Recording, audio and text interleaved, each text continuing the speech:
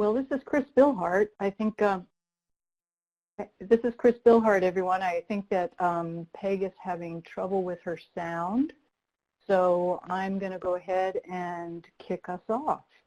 And maybe Peg can join when she's got that figured out. So welcome to today's webinar. I'm really excited to talk with you all about mobile advocacy today for two reasons. One is that I know mobile advocacy is one of the most effective ways that I know of to enhance the effectiveness of our advocacy with domestic and sexual violence survivors. So it's one of my favorite topics. And the second reason is that I've gotten to work with my amazing co-presenter, Patricia Moen from Casa de Esperanza, who she'll be introducing herself and telling you a little bit more about Casa in just a moment. But it's been great to work with her as we develop the presentation that we're going to be delivering to you today. Okay, and I think, Miriam, can you advance the slide? Thank you. Okay, so I'll let Patricia introduce herself, as I said, but I am Chris Billhart, and I'm NASH's Technical Assistance Specialist, and NASH is the National Alliance for Safe Housing. And for those of you who might be new to NASH, in case any of you haven't attended one of our webinars or seen any of our materials or trainings yet, NASH is a project of the District Alliance for Safe Housing, which is a local program in Washington, D.C. that does lots of amazing, innovative housing services for survivors. And NASH was launched as a technical assistance and training provider almost 3 years ago now.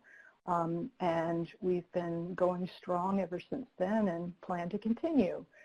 We have a couple of project partners, state-level project partners, the Washington State Coalition Against Domestic Violence, who many of you have probably heard about. They've been doing lots of work in domestic violence and housing first for a long time.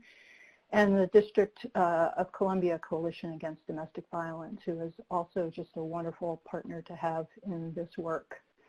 NASH is one of the four partners in the Federal Domestic Violence and Housing Technical Assistance Consortium. And I'll be telling you a little bit more about the consortium towards the end of today's presentation. Next slide.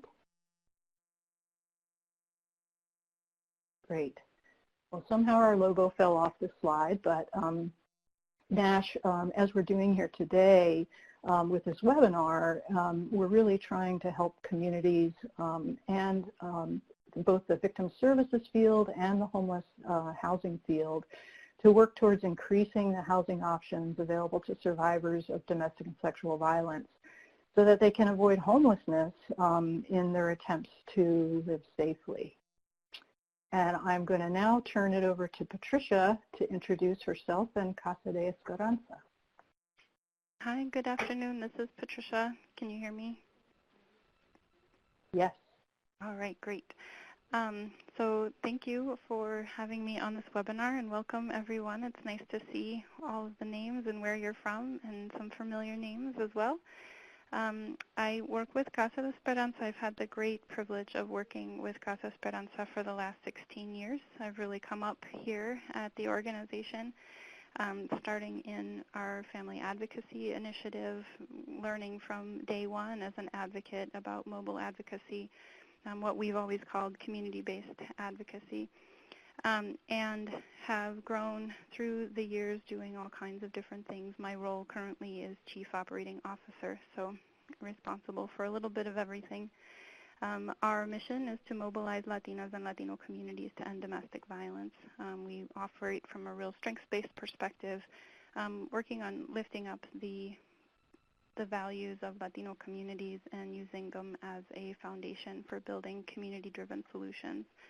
Our work centralizes building community capacity, so really engaging anyone who's interested in learning about domestic violence and sexual assault and how they can take action either in their personal life as a survivor or someone who's experiencing violence in the moment through service providers and folks like you who are looking to try something new or do something a little bit differently. Our three main work areas forward our mission and our goals. We have the Family Advocacy Initiative, where we work on the ground here in Minneapolis and St. Paul and the surrounding areas. We have a domestic violence shelter, our community-based advocacy, mobile advocacy work, and some advocates who are kind of in systems all the time, available to support Latinas and Latino families when they access those systems. We have community engagement, which is building capacity and leadership and supporting folks to take action in ways that make sense to them, which is really exciting. We work with men, women, and youth in that area. And then we have the National Latino Network for Healthy Families and Communities, which the organization since 2011 has been designated the National Resource Center on Domestic Violence in Latino Communities. So through that work, we provide training and technical assistance like this, and research, and we conduct original research and do policy advocacy as well at the national level.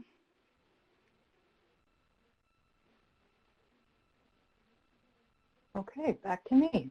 And Patricia and I are going to be handing the mic back and forth today, so you'll hear our different voices as we go through. In terms of what we plan to cover today, we hope there's something for everyone. We know that there's likely a range of experience with mobile advocacy and that approach in general among you.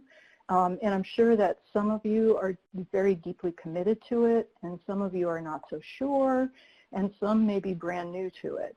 So we'll first look at mobile advocacy's underpinnings and foundations, and then describe what it can look like, some of the forms that it might take. Next, we'll look at the how-to of it, putting it into practice and ensuring that mobile advocates have the support that they need.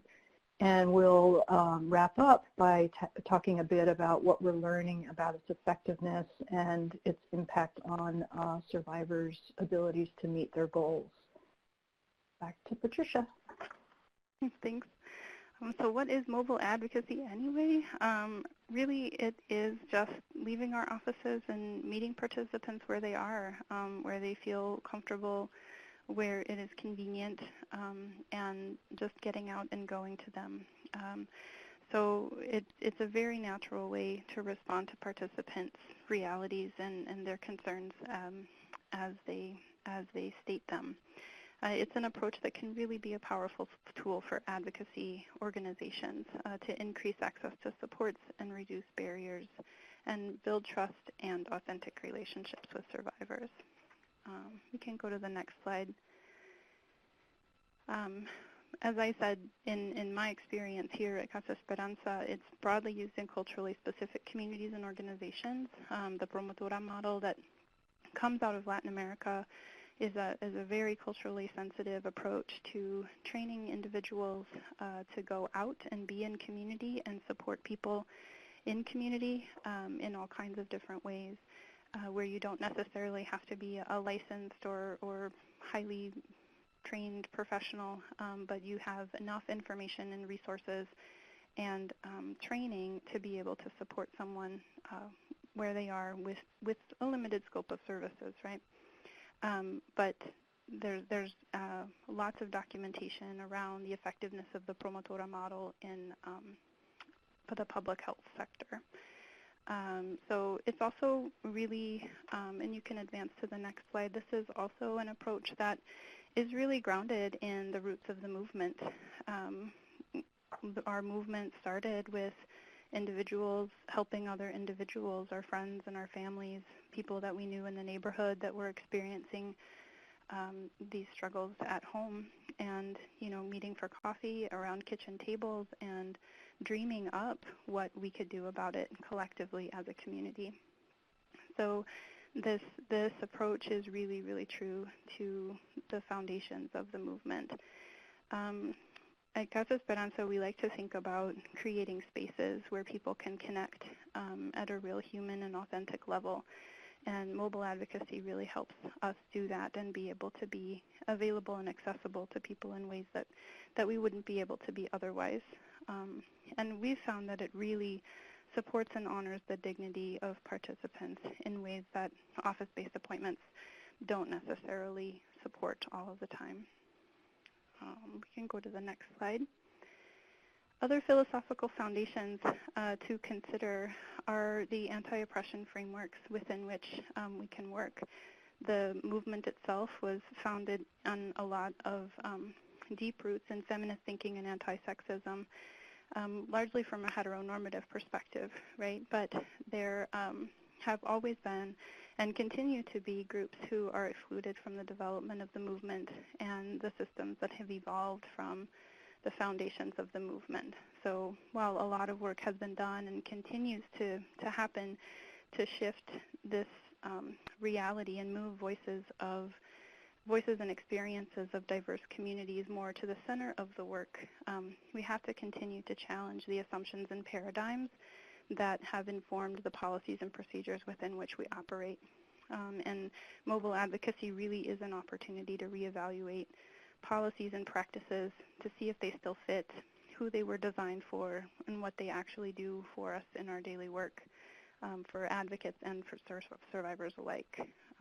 So it's a highly individualized approach to providing support to survivors that can really take advocacy a lot further.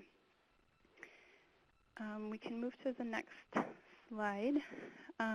One of the things that has been really helpful to integrate into our thinking is the philosophy of the last girl, or the theory of the last girl, that came out of APNI-AP. And APNI-AP is an organization that was founded by 22 women in Mumbai's red light district in 2002. And the first cohort of Novo Foundation Move to End Violence movement makers went to India and met with the women who founded APNI-AP, including Ruchira Gupta.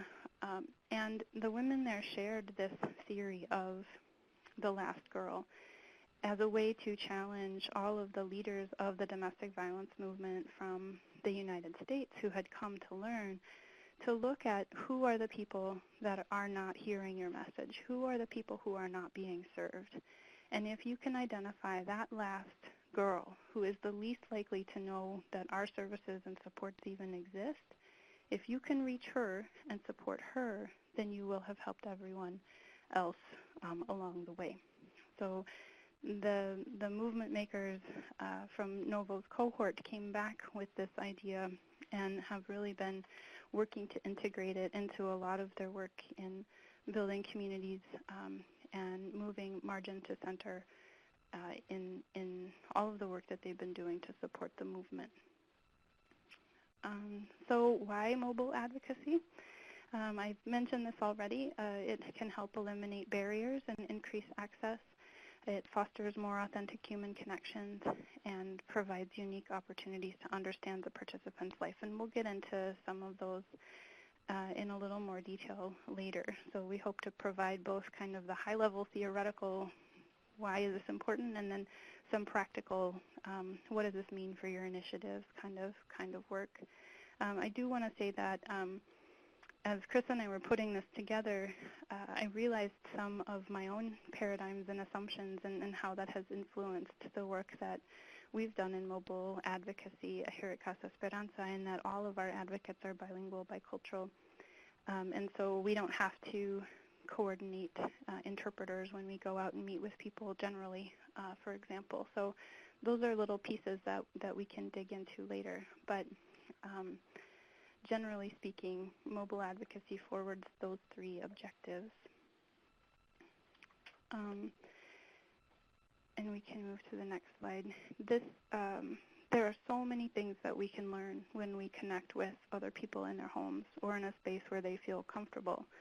So it can really help identify other supports that we can provide that we might not otherwise identify, or a survivor might not raise as an issue, or might not know that we have the resources to help with a specific concern. We can better assess safety risks and provide other mitigating supports for safety and other issues like food or other things that might come up. Just being in someone's home and seeing the photos of their family can help you provide ideas for natural networks of support that they could tap into, for example. So there are lots of reasons why, and Chris can share a little bit more about that. Okay, next slide, thanks. So Patricia's just given you lots of reasons that mobile advocacy is so effective, but I told you how much I like this approach and just want to outline a few more, kind of some big picture reasons. And the first has to do with access, already mentioned. But we really want to emphasize how vital it is, how vital that is by reminding you of the societal context. How many survivors may not only not know about how to access system support, but may have actually actively avoided systems contact. They've faced systemic racism, they've been re-traumatized when they present in different systems or become entangled with them, or for other reasons. They've just not found systems to be all that helpful. The second reason has to do with trauma and that whole context and wanting to work from a trauma-informed place. We know that when people are coping with trauma, they experience not really having much choice in what has happened to them. So when they have choice and when they have a sense of agency, it's a very helpful piece of trauma recovery. So having more equal footing with how the services get delivered while they're engaged with us in our programs can really help towards trauma recovery. It also, I think, as Patricia mentioned, allows an advocate to have a much more authentic relationship and less role-based. So it's more equal footing, more of a partnership between the advocate and the participant. And the third is about you as an advocate or your program. Mobile advocacy, really being out in the community, allows you to learn so much more and so much in a much more deep kind of way what the resources are like out there. What is the neighborhood that the survivor is living in like? What is close to where that location is? And then in terms of working with systems partners, learning in fine detail how other systems work because you're there in person to see it rather than talking with someone over the phone. Likewise with relationships that you might have with community partners. You get to know each other on a face-to-face, first-name basis, and it really can help deepen those collaborations and partnerships. The next slide, please. This is a great quote. I use it a lot because I love it so much, from one of the advocates in the program that I ran here in the Portland area, where we used mobile advocacy extensively, starting in our housing program, but then moving into every arena of our program because it was such a good way to be making connection with survivors. So our children's advocates went out and did home visits. All the different aspects of our program were using this approach. But this advocate really points out, she was an experienced advocate, I just should tell you, very experienced when she started doing mobile advocacy, but she'd been very shelter-based. So she was really used to that model of she shows up at the shelter and she works with the folks who are there in the house, etc. So mobile advocacy was entirely new to her, but she quickly came to love it. And this is one of her observations about why this approach makes so much sense when we think about the context of survivors' lives. I talked earlier about bad experiences with systems or fear of systems that they've encountered in their lives or in their experience of trying to survive domestic violence or sexual assault. And other systems just don't work this way. So when we show up in this very different way in their lives, it communicates something that's very unique to a survivor, and I think it can really help open doors and help build trust that doesn't happen in other contexts. And the next slide. So mobile advocacy can take many forms, and here are just some of them. And I really want to invite, I don't think the chat box has been all that active so far. Would love to invite you to type in some of your own examples if you've been using mobile advocacy in your work into the chat box. But mobile advocacy can be what we typically call accompaniment, going together to appointments and to court hearings, sometimes to be there in case active intervention or advocacy, in-person advocacy is needed, sometimes as a support person so that the survivor can really get some help with navigating their way through those systems. Going out and doing an active housing search. This is something that was very key in our use of mobile advocacy in our housing program here in Portland, and actually all the domestic violence programs are doing this now in our community. It can mean really helping somebody get to where they need to go. Transporting is not the main objective of mobile advocacy. It's about contact and access. But transporting might also take the form of riding the bus together to an appointment so that if you're in an urban area that has a bus system, so that the survivor can become more familiar with how to get around on their own.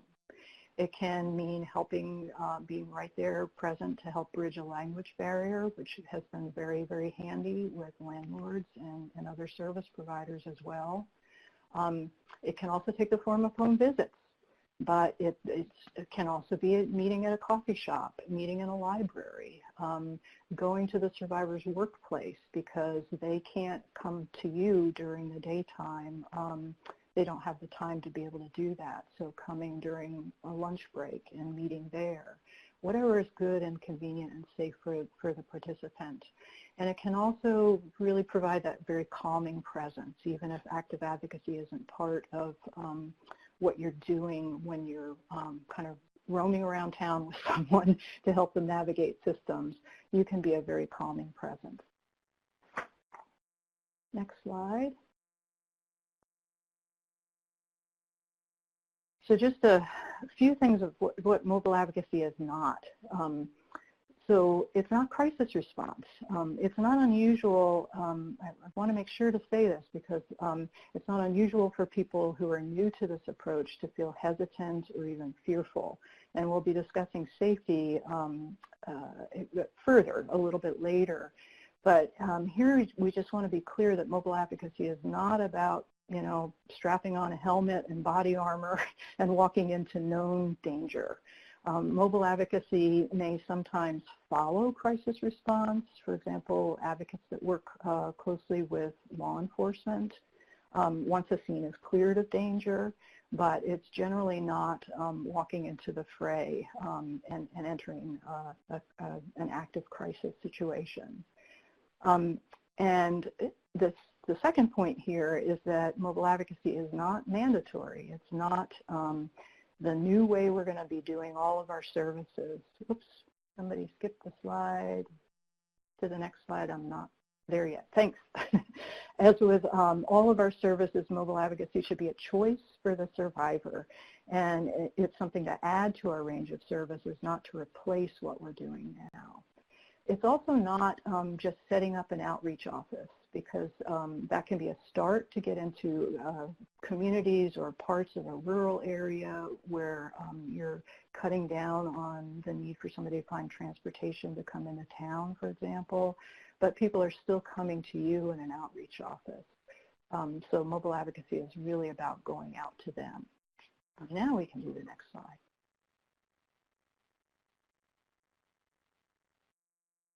Okay. I can't help myself. Here are a few more benefits of getting out there in the community.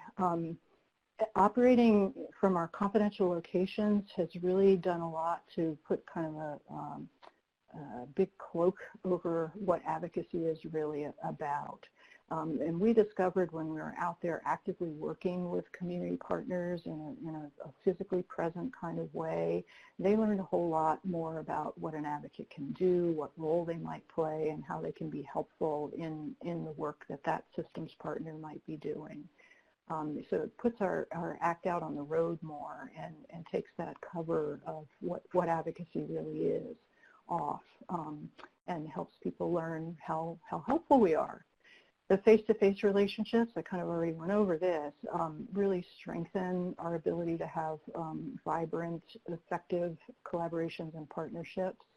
And another advantage of it is that it really introduces more variety and fluidity into an advocate's day. So rather than sitting in the same office all day, you're in many different places during a day. And you also get the advantage of having a connection to a bigger picture and helps connect your advocacy to other things that are going on out in the community. Okay. So as I mentioned, mobile advocacy can include visiting survivors where they're living and providing home-based advocacy. This quote illustrates again that it's the survivor's choice and that should be the first consideration. So our advocates experienced that many participants really loved the home visits and really wanted to receive all their services that way. And others maybe were feeling more private about their home space and wanted to meet somewhere close to where they lived but not in their home itself, so a coffee shop or somewhere else. And then how we do the mobile advocacy, really we're trying to work with a survivor as a whole person. As we're out there being more immersed in the survivor's world, we're having a chance to talk more about other things that are going on for the survivor. So this was a housing advocate, and she said, we always talk about rent stuff because that's part of the core of the service they were providing. But they lead the conversations, and they can talk about what's important to them that visit. Next slide. Okay, so let's look for a minute at some of the things to think about, discuss with the survivor, and do ahead of time if home visiting will be part of what you provide or might be part of what you provide, the way you provide advocacy with a particular survivor. So we want, and this is not an all-inclusive list, it's just to kind of get the ball rolling on your thinking. Definitely making sure that it's something the survivor is choosing, talking ahead of time about the purpose of the visit. Some survivors have had systems involvement and they're worried that this is going to be about a home inspection, and you want to make very clear that that's not the purpose of it. You also need to really educate yourself about any cultural considerations that might be part of making that decision about whether or not home visiting is a good way to provide those services and have that contact. Are there cultural reasons to avoid a home visit? Are there cultural reasons that encourage a visit? And one example might be that a male advocate visiting a Muslim female survivor without a male present in the home would really not be culturally appropriate. I also have a great story from an agency in the Seattle-King County area that works with refugees and immigrants, and they cut down on the home visiting that they were doing because they found that culturally, for some of the folks that they were providing services to, a home visit meant having lavish food available, everybody dressed in their finery, extended family members there to meet the honored guest, and that it really put a kind of burden on the family that the advocacy really was not all about. So they instead meet with survivors in their offices and try to make it a very culturally comfortable environment for them there. So those are just a couple of examples of cultural considerations. Thinking about the time of day that might be most convenient for survivors to receive a visitor. We don't want to visit at meal times necessarily unless you're going to participate with helping with that perhaps. Kids' bedtimes would not be a good time to try to go. Maybe even right after school lets out would maybe not be a great time. But talking about all this stuff with the survivor ahead of time is important. Who else might be in the home? Privacy is really important when you're providing advocacy services. So Is there a housemate? Is there someone, a new partner, a current partner who might be in the home, and can privacy really be arranged? It may or may not work to do home visits. And then, of course, making sure that you're not scheduling yourself so tightly with all your home visits that you're not allowing for the time that you need to get there and not be stressed out when you arrive. Okay, it's over to Patricia Great. now. Yeah, so Chris covered several things that that should be taken into consideration when deciding whether or not a home visit is appropriate or wanted. And some of those things also are incorporated in what you would do to prepare for a visit when you've decided, yeah, this makes sense for this particular participant at this particular time. And really a lot of the preparation is about having open conversations in advance so that any anticipated concerns can be addressed and discussed and decided upon as best you can before you go. So the participant can review all safety concerns, the advocate can review safety concerns, get a sense of, like Chris was saying, who else is in the home, who's around, what type of house is it?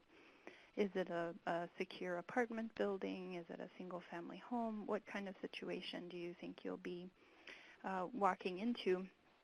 And certainly, especially in the case of domestic violence, where the perpetrator is one of the considerations.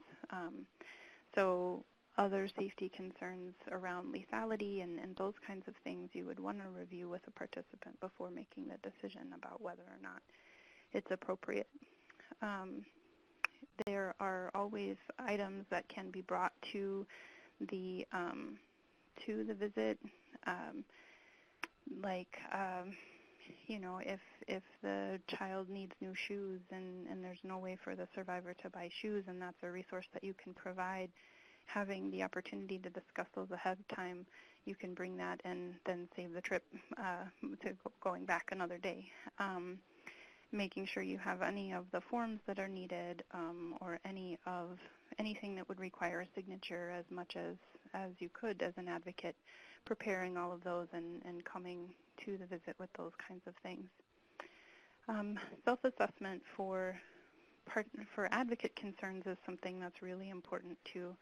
And I think I have this in another slide later, but if the advocate feels fear or concern, it is important to look at that and listen to that and try and unpack that and see if it's something that's about the specific situation, something about something that they read in the ex parte order for protection, what is coming up with any kind of fears or concerns on the part of the advocate, and really working with the supervisor to look at those and address those and create a plan A, B, C for any kind of eventuality. There are ways to create safety protocol with your supervisor or your coworkers. People put their, like general information about where they are in their calendars, for example, and everybody can see their calendars. So not necessarily participant names or addresses, but enough of initials or whatever so that someone could look up, okay, they're at this person's house and this is their address and they're supposed to be back by 3 p.m. And just keeping those lines of communication open with other staff is really helpful. There are, and then in the Learn What You Can in Advance, really speaks to some of those cultural competency and cross-cultural interactions pieces. If you are working with a participant from a cultural group that you're unfamiliar working with, it's important to do some research beforehand, either on your own or with a partner organization that supports a specific cultural community to build capacity to really have a successful interaction. We often provide co-advocacy with other organizations as well where we can team together. If a non-Latino organization is working with a Latino family, we can work together to help meet those needs. there are more safety and other preparation questions later. But during a visit, again, safety is always a concern. And I think one of the things that is kind of a hard truth to think about in this work is that you can't take safety for granted anywhere, even at our own offices. We may have a greater sense of normalcy being at our own offices, but anything can happen at any time. So it is a greater unknown going out into the community and meeting with someone in a location that isn't familiar to the advocate. But that is something that we can't take safety for granted anywhere. There are risks anywhere we're doing this work at any point in time. So it is important for the advocate to arrive centered and prepared to have this open, authentic conversation and interaction with a complete stranger in an unknown place, which is something that's a little bit above and beyond what is asked of in shelter-based advocacy, where advocates can be really comfortable in their own space. Often it's helpful to bring something to share. What Chris said about survivors making food or wanting to serve food. Originally, we Casa Esperanza had ascribed to the never accept gifts kind of approach. You can't accept anything from a survivor, from a participant, and it came really into conflict with this reality that community-based advocacy was something that was important for the organization. So you would go and someone would offer you tea and some cookies, and you had this internal conflict of, do I accept this or not? And I know I'm supposed to be this boundaries person and be professional, but she's offering me tea. And it's important to participate in that interaction, because that's part of the connection building. And in anticipation of that, I have a picture of a Jell-O mold here, and I never have ever brought a Jell-O mold to someone's house, but we recently got a donation of Girl Scout cookies, and bringing a box of cookies with you, or if you have a food pantry and can bring some fresh vegetables, or something that would contribute and kind of offset what you can anticipate as some gesture of welcoming and generosity on the part of the person that you're coming to visit, can offset some of that feeling of tension or awkwardness. At the beginning of the visit, it's important to review all of the safety conversations that you've had. One of those things is talking about who you are and who you should say you are if someone comes in. We'll talk a little bit more about that later as well.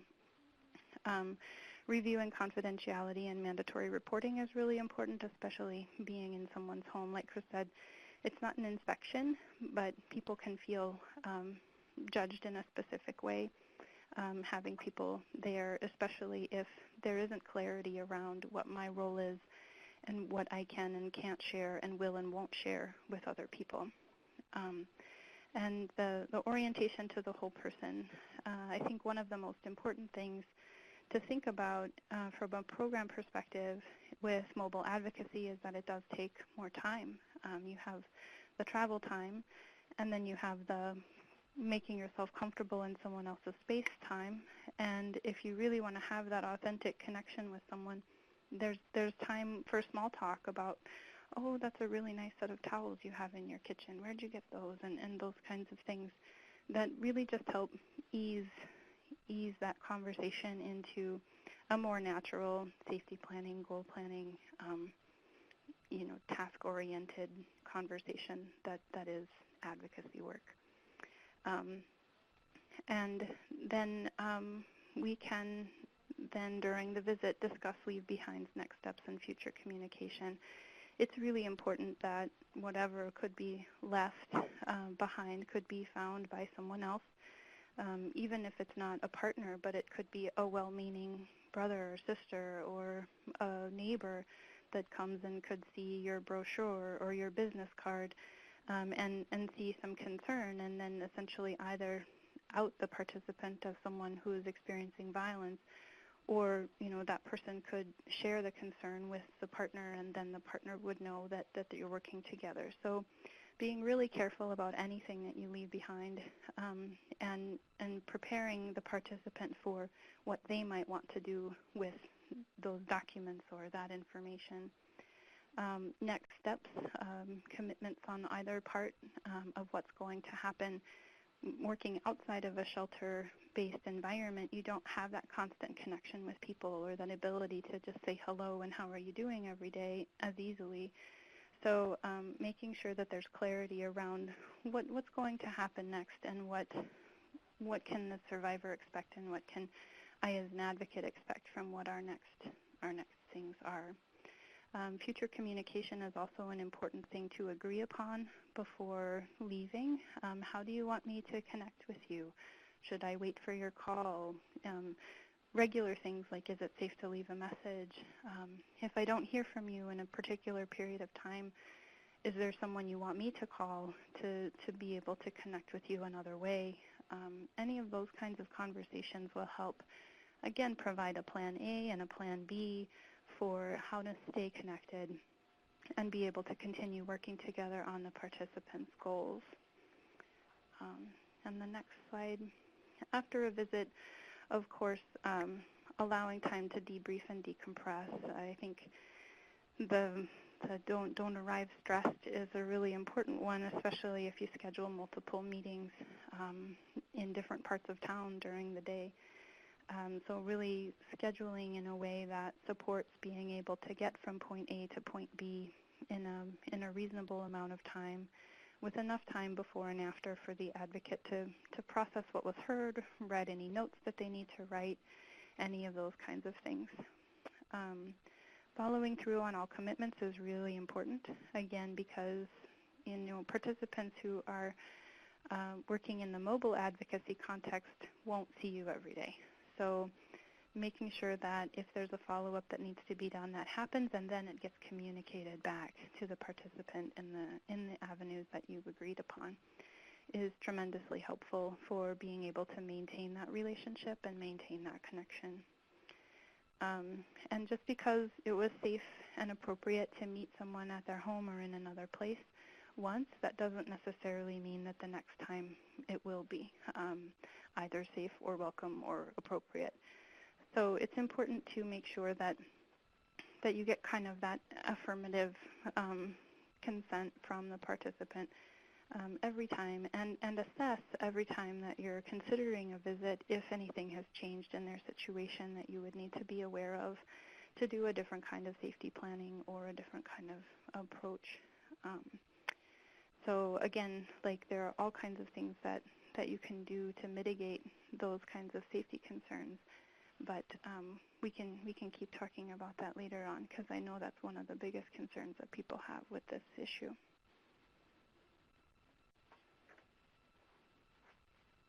Okay, Chris again. So Patricia has already named several of these, but we wanted to kind of put them all together because we know that there is a focus sometimes on how to make sure that some of the things that could be not so great about a home visit are thought about ahead of time and planned for. So, survivors, no matter what you tell them, they still may feel the need to clean house for you or to host you in some way. So having that open conversation and transparency around what the expectations are around that is really important in every case, I think. It also sometimes can take a while to learn whether the survivor truly wants you in their space. And one of the things that might possibly happen is that you go all the way across town and you make sure you double check that this time is good and works for the survivor, and then they're not there when you arrive. They might be telling you that, I don't really know how I feel about these home visits. So you can talk about it if it happens or if it doesn't happen. Would you really rather meet at my office? Would you really rather meet in the park down the street from your house, because that would be easy for you to get to? So that, as Patricia said, some of the things that were true for one visit, you may have to check them out again for each visit. It's also takes a lot of planning ahead because you can't bring all the resources that are available at the office. You can't walk down the hall and make a copy because you don't have a copier in your back pocket. There may be a form that you didn't know to bring because something came up in your conversation that triggers the need for it. So that can mean sometimes just being really creative about how you get things done, either ahead of time or after the visit. If the survivor is in some kind of shared housing, privacy can be tricky. Kids are often very curious and want to be in on the visit. So sometimes you can bring things for kids to get engaged with so that you can figure out how to have a more private conversation with the parent. Some things may come up. I think this is coming up in the chat box. You might see some things when you're more immersed in somebody's life in that real present way that could mean having a hard conversation later. It may mean you see some indication that there's some drug use going on in the apartment, which you know is a lease violation and could end up with some kind of eviction or legal trouble. You may see something that concerns you about the children's welfare in the home. So there might be some things that will require hard conversations later. As Patricia said about safety in general, though, I think that these are conversations that we may have to have with survivors regardless of the setting in which we're working with them. So some of these things can come up in shelter or in other kinds of outreach services. But it's a reality that you might see something that means having a discussion that could be, you know, difficult for both you and the survivor. And then Patricia alluded to this one too. Travel takes more time than for you than meeting at your office. But again, what we're looking at is taking the burden off the survivor and the travel time or the difficult time that they might have with piecing together transportation to your office. So you're taking that burden on. But it does take more time, and you have to build in time around each visit into your day. Okay, the next slide. I love this little turtle. This is awkward. The idea of going to someone's home can just sometimes feel awkward. I'm an introvert, and I feel that sometimes when I go over to friends' homes. But this first quote from a mobile advocate, an experienced mobile advocate, can really take you a long way towards getting more settled with the idea and the whole concept of doing a home visit. I try to think about how I'd want somebody to act in my own home, and then I present that way. So I think it's easy to kind of imagine, and maybe some of us on the webinar have had this experience, a service provider is coming to my home to discuss how things are going. What would I want that visit to be like? And some survivors have had uncomfortable home visits from, say, a child welfare agency and might be concerned that that's what the visit is going to be like. So again, really, really expansive conversation about what home visiting in your context is going to be. But in terms of your own comfort level as an advocate, thinking about what you would like it to be like if somebody were coming to your home. Flexibility is really important, and the second quote speaks to that, and so did Patricia. Sometimes just drink the tea. It could offend somebody, hurt somebody's feelings. If they offer you a cup of tea, you don't want them to be preparing you a lavish meal, and you can certainly have conversation about that. But we can break down some of our preconceptions about what a good advocate does and doesn't do by remembering that this is all about trying to have a more authentic and partnership with a survivor rather than one up, one down, or I'm the service provider, you're the client. And Chris, can I just add here that... Yes, I was hoping you would. Yeah, I was recently in a meeting with someone, and she was really emphatic about how just the assumption that it's not safe for someone else to go to her home after an incident of domestic violence, like to her felt like layers and layers of judgment, and judgment based on preconception and prejudice that didn't necessarily apply in her situation. So I think some of those paradigms within which we work around safety are, formed from real experience and real concerns and real fears, based on the unpredictability of what can happen in a situation of domestic violence. And that's why mobile advocacy is not always appropriate and not always the best thing. But in situations where you can really assess those concerns, mobile advocacy can be really important, and those upfront conversations that are about this is not a judgment on you or your household, but this is about how are you and I going to work together in a positive way through this situation that you're going through, can really help level that conversation. And if you're feeling like there's the advocate that is operating off of some of these prejudices or concerns, the Cultural Wellness Center out of Minneapolis has some really good resources around practicing self-study in what might be going on for that advocate and where are these fears or concerns coming from and how they can work through them to be able to show up well for people, particularly people who work across different cultural groups. Thanks, Patricia. Yeah.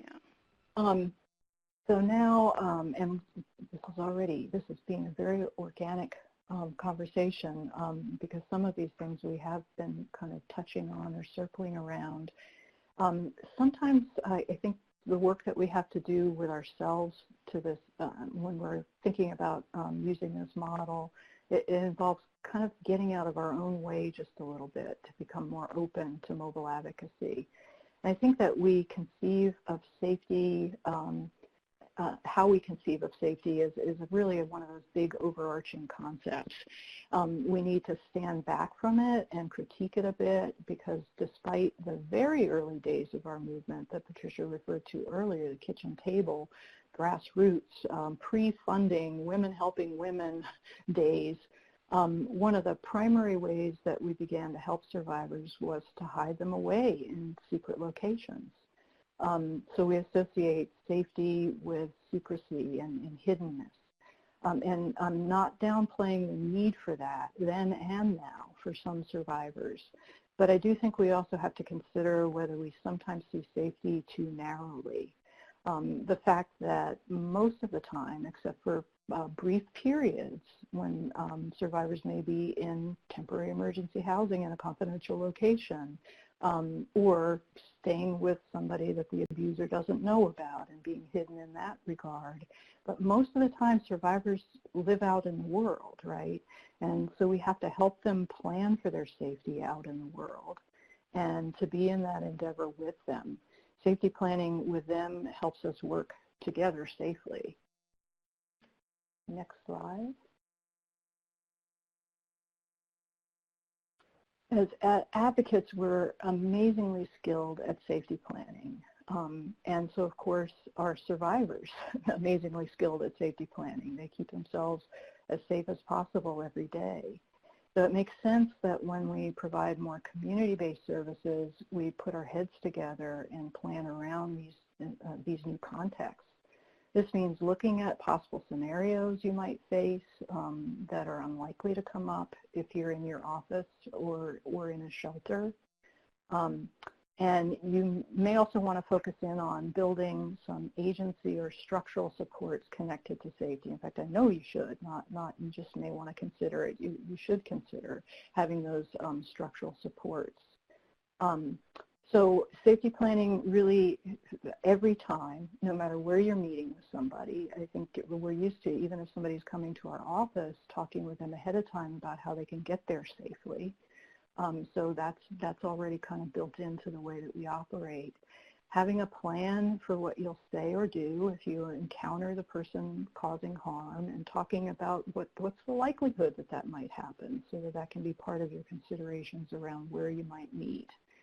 How does the survivor want to identify you if someone they know sees you together out there? If you're sitting in McDonald's having coffee together and having your advocacy check-in, and a friend or a relative comes in and recognizes the survivor, what does the survivor want to, how does the survivor want to explain you?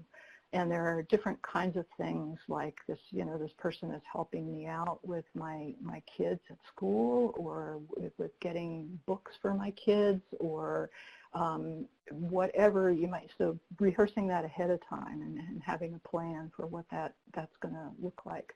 Some survivors may say, I want everybody to know that I'm working with you.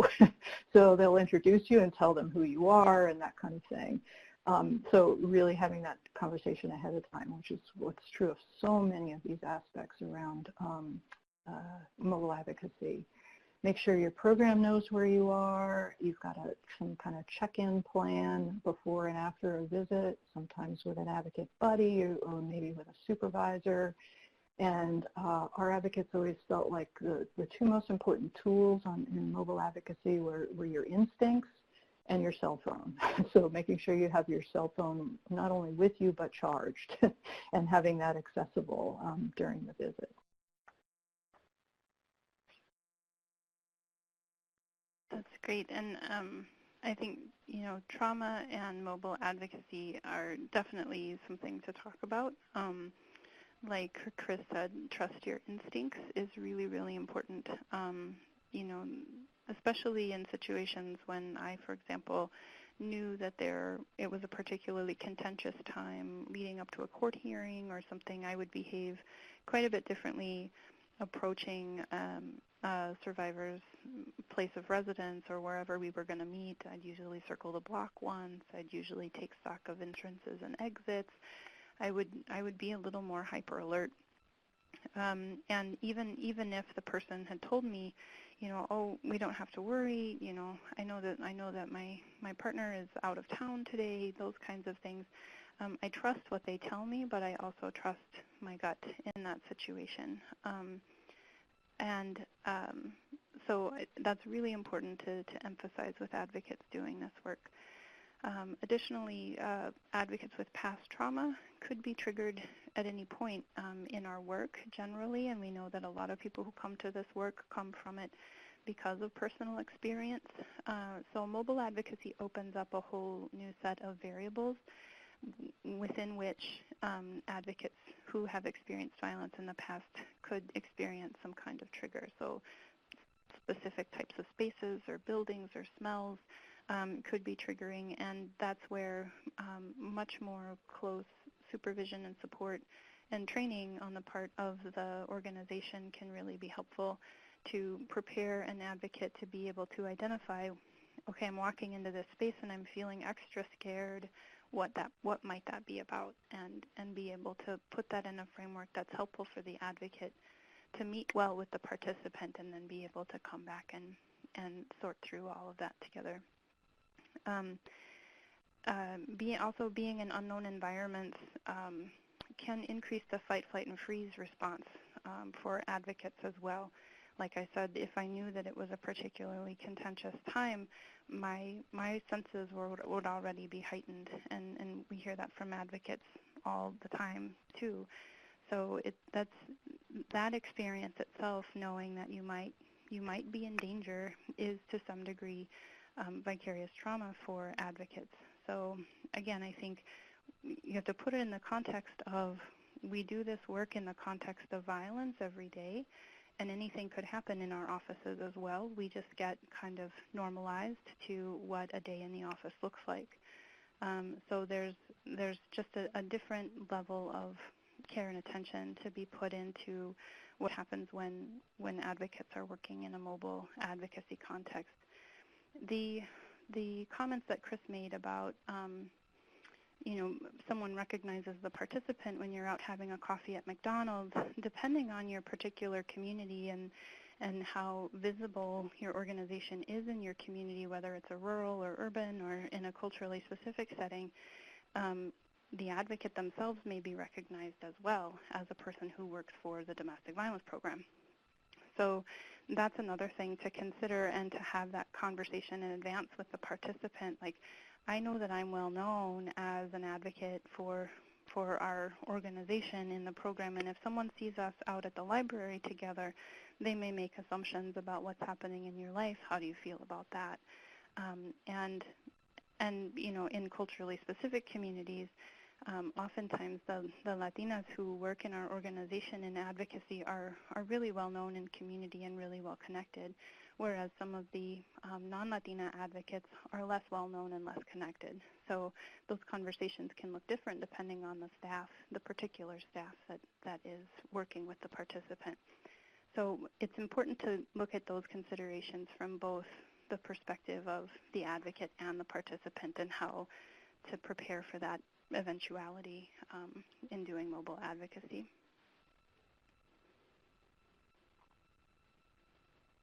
Patricia's going to go into, in a minute, some of the important organization level considerations in making a shift to a broader use of mobile advocacy. But I'm going to talk for just a minute on the advocate level. Here are a few things to be looking at and thinking about. On this, using this model, you're more on your own. You need to be tapping into your great organizational skills, your time management skills, planning ahead of time and afterwards. You need to be able to know what you can decide on your own when you're out there in the field versus what your agency needs to okay. And you need to plan for getting adequate support in a different kind of way, and that debriefing time in a different kind of way. You can't maybe just walk down the hall and knock on somebody's door and sit down in their chair and debrief if you're out on the road with this model. So you may have to find new and creative ways to maintain that connection to support. Make sure that you've got some time at your home base and a way to make sure that communication is flowing well. Being ready for new experiences, more face-to-face contact with partners in the community requires flexibility and allowing yourself to have a learning curve as you first get out there doing this advocacy differently. It takes a while to kind of get your footing with it, and that's okay. The work is very contextual, and so you need to trust your ability to make good judgments, to find new ways, as I said, to have a sounding board, and learn to trust yourself, which is very different mode of operating sometimes when we work in a context where our coworkers and our supervisors are physically around us all the time. And as we've made really clear, you are much more immersed in the survivor's world, and you're seeing more of their lives. And you're also in a position to work with them as a whole person, not just with their issues stemming from being a survivor. The relationship may be fuller, it may be longer term. Sometimes mobile advocacy and the community advocacy that we've been talking about can take place over a long period of time and not just for a brief period, which is maybe what some of us are used to with the crisis-based work that we've done. And it may require you to be present and to show up kind of in a different way. So it can be demanding emotionally. So you really do need to plan for your self-care and recentering and grounding and all those kinds of things. Relationship-based work can be very, very full and very tapping sometimes, demanding. Tricia? Yep. So I think the comment that Chris made about, advocates need to be able to make decisions is really pertinent. And one of the ways that's really helpful to mitigate that is to, before even taking on mobile advocacy, if that's where the organization is, or in an ongoing way as an organization already using mobile advocacy, is to develop and maintain a framework for decision making. So All kinds of things come up when you take on the mobile advocacy approach. So when are appointments made, and when can exceptions be made, and how? So that, only during business hours? What if someone works every day and really can only meet on the weekend? How do you have those conversations with staff, and what's the organization's expectation? And what if the advocate really feels compelled to make an exception? How does the initiative really negotiate those things within itself? What happens when appointments run beyond the scheduled time?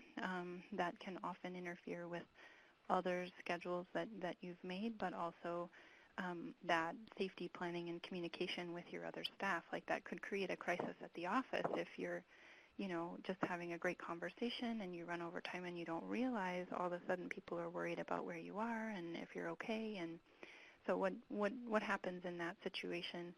The more relaxed atmosphere, or which can happen in mobile advocacy, can make appointments run a little bit longer. That also has implications for hourly workers if the advocates work on an hourly versus salaried basis. It's important to discuss what's expected of advocates during home visits. Like I said, all kinds of things can come up. Someone with a broken arm could ask the advocate to take out the garbage, and that's, there are lots of conversations to unpack around that. Is that really an advocate's job? Is that, something that we should really ask people to do or be willing to do? So I think, that's a really minor example, but it is something that could happen. And oftentimes those types of incidents, if the advocate is well situated to make that determination on their own and then bring it back to the team and say, well, you'll never guess I was asked to do X, Y, or Z, and this is how I chose to handle it, the rest of the team can learn from that experience as well. And the point wouldn't be to codify whatever decision-making is into a policy, but to really enhance the framework based on the conversation that your team has. How we approach mandatory reporting, again, that's something that you would speak about at the outset with a participant, but the team and the advocates themselves need to have an understanding of, what if you see paraphernalia? What if you see a specific kind of discipline in the home that you may not see out in public, or, those kinds of things that might be concerning or that an advocate may not know what to do with in the moment. The more role-playing and preparation you can do, the better. When is providing transportation appropriate? This is something that comes up a lot with mobile advocacy. Here at Casa Esperanza, we provide transportation all the time to all kinds of things for all kinds of reasons. That has implications in making sure that you have the right types of car seats and that you're prepared to transport a participant and their child. All kinds of things come with that. So those are really important conversations to have ahead of time so that your advocate doesn't go to the appointment with the participant and think, oh, we're just going to be here and talk for an hour, and then say, oh, I really need to get to the doctor's appointment. Can you take me? Because there's a person who has been receptive and responsive and open there. Sometimes it can create expectations that you can just help in any way. And if the program or the initiative isn't okay with transportation, then advocates really need to be prepared for how to navigate those requests. And then are advocates allowed to talk to other family members? A lot of times people have family members who are concerned about what's happening, or the participant doesn't quite know how to explain things, or what's happening with the court proceeding, or whether or not someone's incarcerated. There are all kinds of things that can come up, and this comes out of one experience where I was having a meeting with someone, and the mother-in-law kept calling while we were there, and finally the participant just kind of shoves the phone in my face and says, will you please just talk to her? And we had the conversation already because the mother-in-law had kept calling. Well, what do you want me to say, and why do you want me to talk to her, and how will that be helpful to you? We had that conversation while our meeting kept getting interrupted by these phone calls.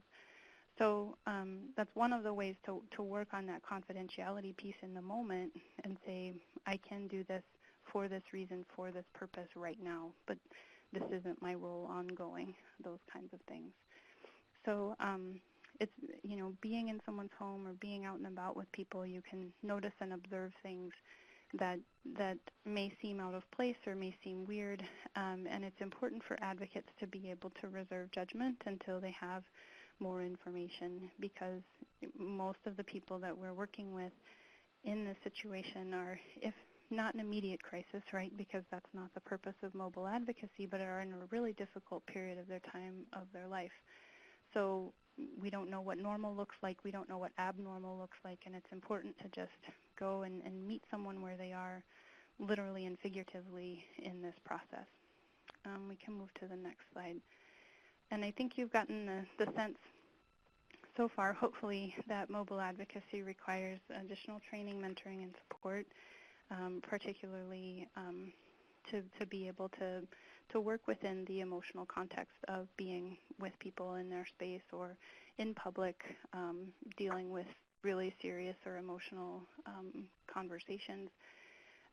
Advocates needing the autonomy, and if not autonomy, the consistent access to supervisors for approval during a visit for whatever kinds of things might come up. Opportunities for team consultation among the team, that's mutual learning and mutual decision making sometimes. Technology and equipment, like Chris said, cell phones with internet access, laptops with a hotspot, all kinds of things we found to be helpful with mobile advocacy. And then transportation for the advocate, either with an agency-provided car or advocates using their personal cars, and having conversations with your organization about whatever implications those would be. And that also includes the organization needing to be able to provide car seats if necessary. In the next slide, this also means that we have to set realistic expectations. So if you had a grant proposal and you thought, we're going to be able to serve 100 people, and you didn't realize that these mobile advocacy approaches would take 3 or 4 hours per visit, that may decrease the overall number of people that you can see. So it's important to take into consideration the realities of this approach if you are making commitments around how many people that would be and how many participants an advocate gets assigned to work with. The landscape definitely shapes our services and our experiences as advocates working in community. So whether it's rural or urban or tribal or frontier, all of those realities really inform how you would look at making this approach work for the organization and making the approach work in any particular survivor situation. Again, looking at cultural norms, understanding your own and learning about others, and the ultimate mobile advocacy reality, which is flexibility, because it's just a constant learning process. There is a lot of evidence around mobile advocacy, like I alluded to in the beginning. Promotoras have had, we can move to the next slide, promotoras have had a lot of success in, like I said, training lay people to provide supports and services and information, also as a way to create access to highly skilled professionals as well, with all kinds of great benefits in the community and in different public health issues. Our particular evidence base at Casa Esperanza started with listening sessions conducted in 1998 that really transformed our organization and really lifted to the surface that Latinas did not want to leave their relationships to get support around violence. They just wanted the violence to stop. So if shelter at the time was our only solution was not going to address that concern that we heard coming out of community. And that's part of why Casa Esperanza has been doing community-based or roving or mobile advocacy for so long.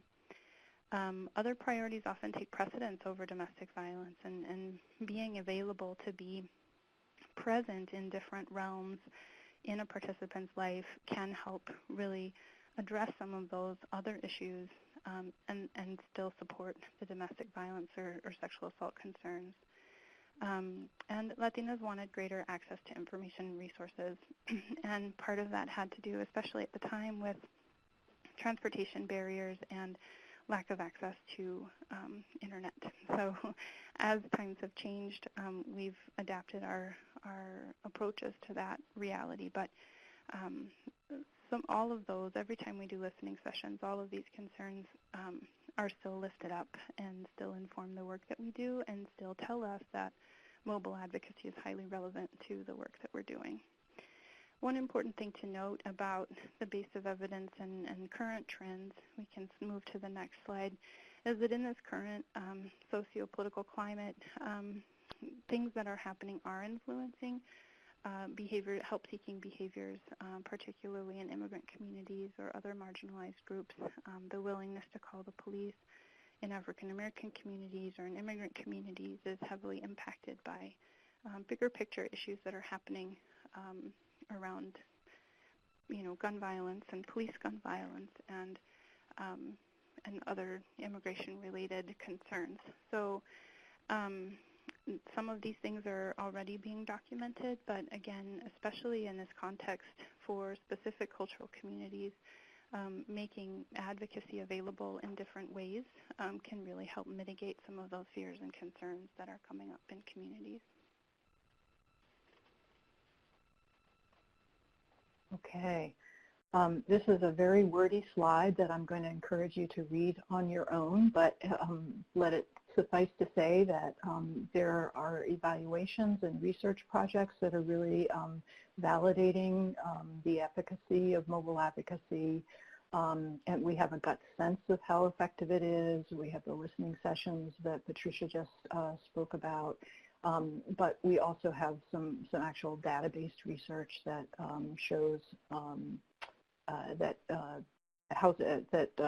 mobile advocacy is a really effective way to provide services. So there are a few of the research studies that you can refer to and learn more about through the next slide.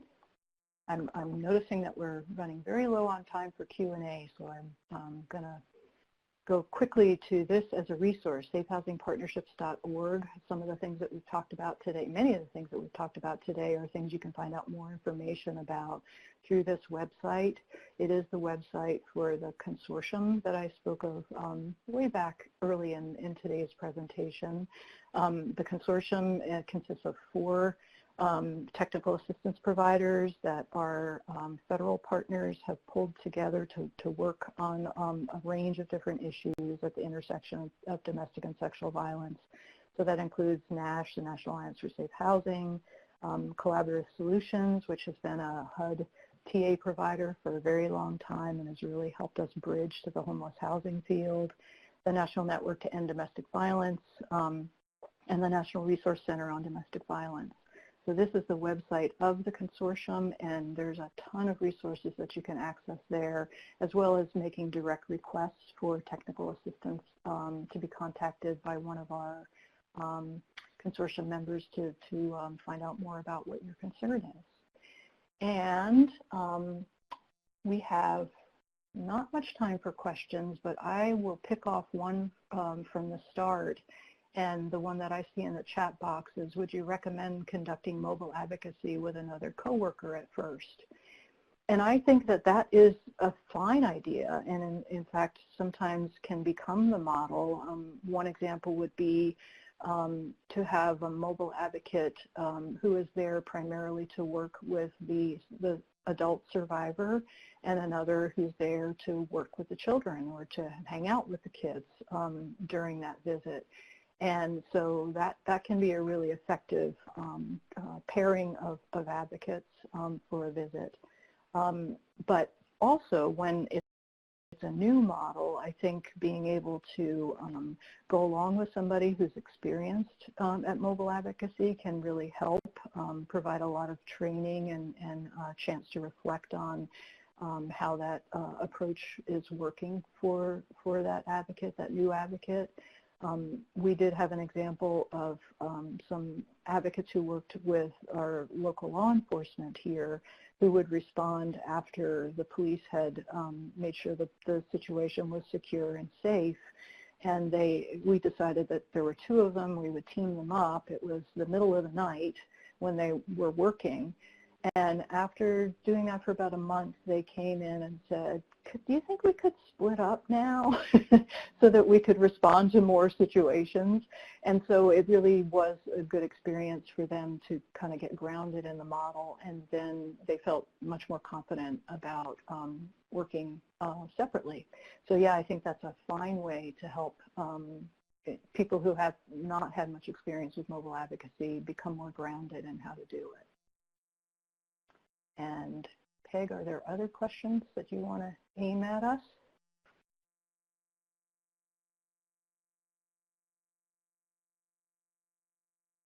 Okay, Peg must still be having sound issues. How about this one, Patricia? What are some good, safe public places to meet with survivors in your experience? Libraries, we have found, is always are often helpful. Often they have little private conference rooms where you can meet. Plenty of resources for the kids to play with. They're quiet, and often you can find a little spot where you have a little more privacy than you would, say, at McDonald's having your cup of coffee. We've also been able to have conversations at schools. So if there's a partner school that you've been working with and the social worker has, offered to connect a parent to the organization, we can meet in a room at the school somewhere where there can be privacy provided. It's also a great way to utilize partner organizations. Like we mentioned in the beginning, it's not about necessarily creating an outreach office, but you can utilize the outreach offices for a jumping off point. So that's not really answering the question, but if there's another partner organization nearby, sometimes you can utilize another person's space, another domestic violence organization space, if that makes sense. Great, thank you. I'm looking at the chat box, and I'm thinking that we've kind of in the course of our presentation addressed some of the ones that got asked. There's one about what happens if somebody the survivor knows shows up. I think we've addressed that. And that's because doesn't it violate comment earlier too, that yeah, the advocate is known certainly influences whether or not this is a useful model for your initiative or for the survivors in your community.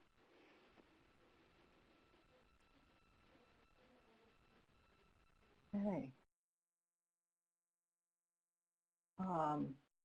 Does it violate a survivor's confidentiality to meet with them in public?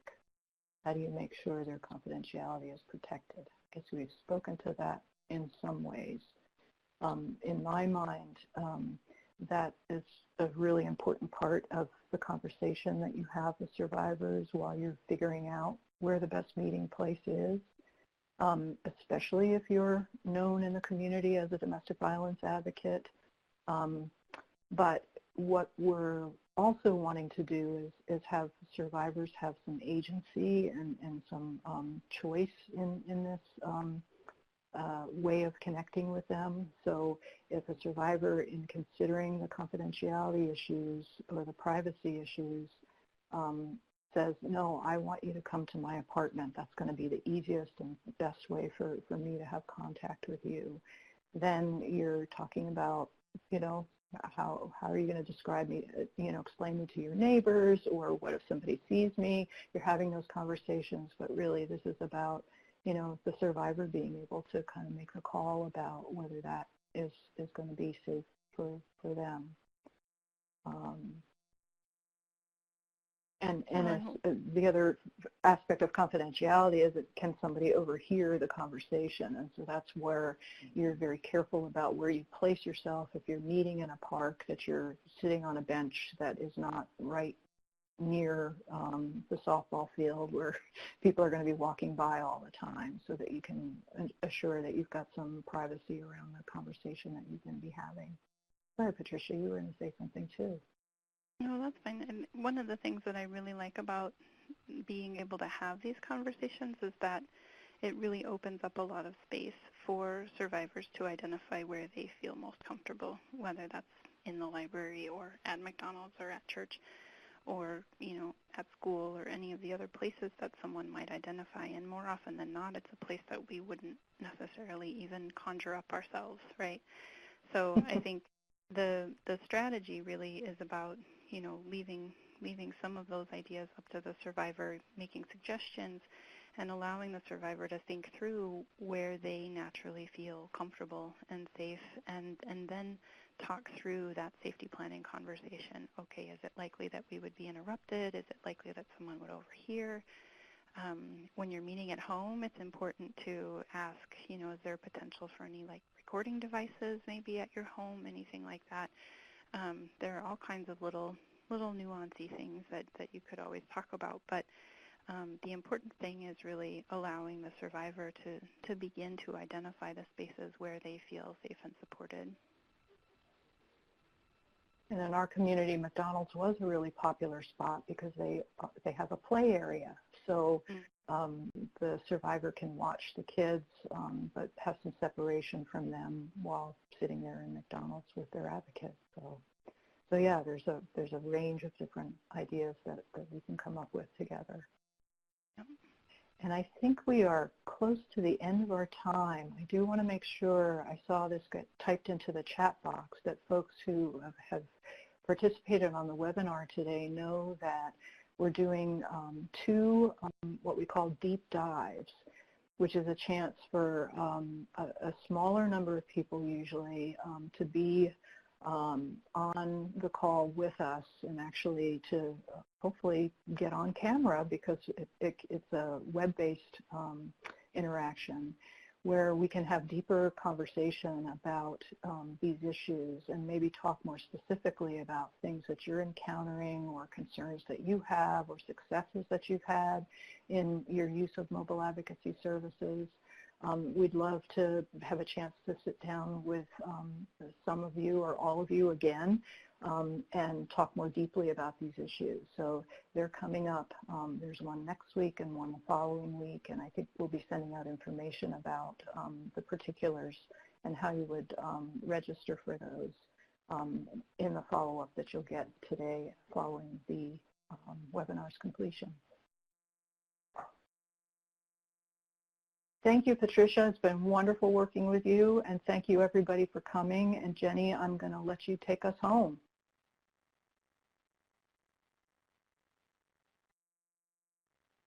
Oh, maybe Jenny's having some issues too. I was muted there too. Okay. So yeah, I just want to say thanks again, Patricia, Chris, and Peg, for your presentation today and for fielding the questions in our chat. And